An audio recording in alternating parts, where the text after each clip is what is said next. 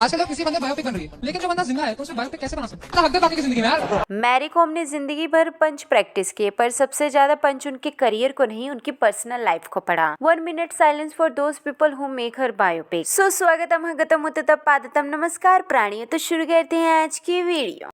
लड़की का कमाई खा के बैठ सकता है ये इंसान। मेरा पति औरत के पैसे की कमाई खाता है तो घर संभालना, बच्चे संभालना, करियर के पीछे खड़े रहना ये फ्री का इंटर्नशिप नहीं होता है। अगर यही मर्द बोले मेरी बीवी घर संभालती है तो वाह संस्कारी औरत। अगर मर्द घर संभाले, बच्चे पाले, घर देखना, और तब तुम ग्लव्स पहन के जब मेडल जीत रही थी ना, तब वो बच्चों का होमवर्क, खाना, रूटीन, इमोशनल सपोर्ट दे रहा था। जब ये आदमी संभाल रहा था ना घर, तब जाके ना रिंग में तुम्हारे ना पंच लग पा रहे थे। जब करियर पीक पे गया तो नैरेटिव चेंज, तुम मेरी कमाई पे जी रहे हो। मेडल ना एक इंसान के गले में होता है, पर उसके पीछे ना पूरा घर लटका होता है। स्ट्रॉन्ग वुमन होना गलत नहीं है, पर जो आदमी आपके पीछे खड़ा रहे उसको कमाई खाने वाला बोलना ये फेमिनिज्म नहीं है, कन्वीनियंस का फेमिनिज्म है। रिंग में इक्वालिटी चाहिए पर घर में इक्वालिटी याद नहीं आई। जहाँ तक मैंने सुना है ना कि इसमें ना मर्द और औरत के बीच में कोई भेदभाव नहीं करते। बहुत से घरों में ना औरतें ही हेड होती हैं फैमिली की, और ये चीज वहाँ बिल्कुल ना नॉर्मल है। मैरी कॉम,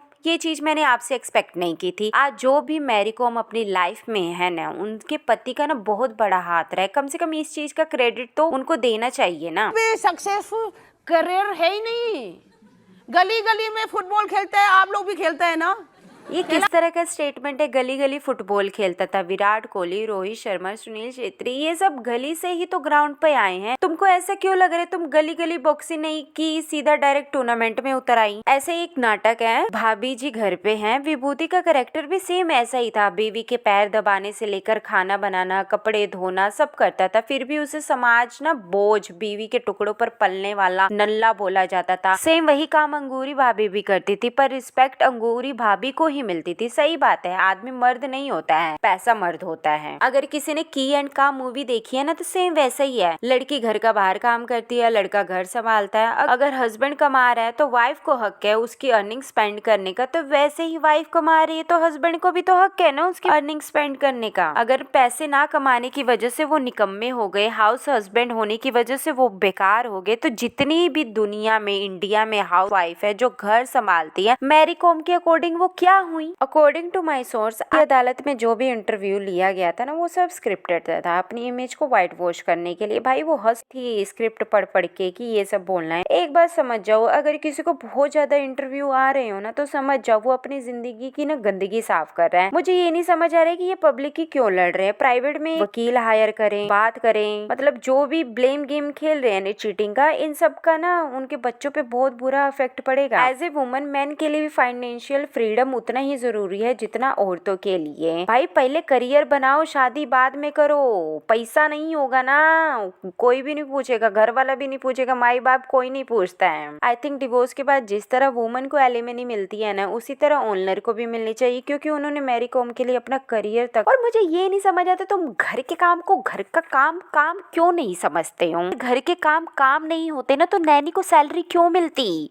सेल्फ को पैसे क्यों मिलते? आपने अपनी मूवी में अपने हस्बैंड को बहुत अच्छा दिखाया, बहुत सपोर्टिव दिखाया। जब आप मेडल जीत रही हैं, किस तरह वो अपने बच्चों का ख्याल रख रहे हैं, उस वक्त जो मूवी बनाने के लिए आया था आपने, क्या वो झूठ था? आप झूठ बोल रही, क्योंकि दोनों बातें तो सच्ची नहीं हो सकती ना। इनके रिश्ते में कड़वाहट तब आई जब मणिपुर असेंबली इलेक्शन 2022 के नए इलेक्शन ओनर हार गए। मैरी अपने चारों बच्चों को लेकर फरीदाबाद चली गई और ओनर अपनी फैमिली के साथ दिल्ली में। 2023 में दोनों ने डिवोर्स ले लिया है। इनको अब पति के जाने का दुख नहीं है, 2-3 करोड़ जो कैंपेन में गंवा चुके हैं ना, उनका दुख है। ऐसा दुख कि पति को ही छोड़ दिया और अफेयर चलाना चालू कर दिया। लड़ाई की असली वजह मैरी कॉम ने फाइनेंशियल चीटिंग बताई है। मतलब होगा ना कि हाँ उनके बैंक से ना पैसे जा रहे हैं, क्योंकि मैसेज तो आता ही होगा, पूछा तो होगा ही। मेन माजरा क्या है कि वो इलेक्शन हार गए। अगर वो इलेक्शन जीत जाते तो मैरी कॉम का डिवोर्स ही नहीं होता। मेरे कॉम से मेरे एक सवाल है कि आपने हर मैच तो आपने जीता नहीं होगा ना, कोई तो मैच हारा होगा। हारने के बाद भी उन्होंने सपोर्ट किया, तो यहाँ पे सपोर्ट करना चाहिए था ना, छोड़ के जाना नहीं चाहिए था। 2013 में she was having a relationship with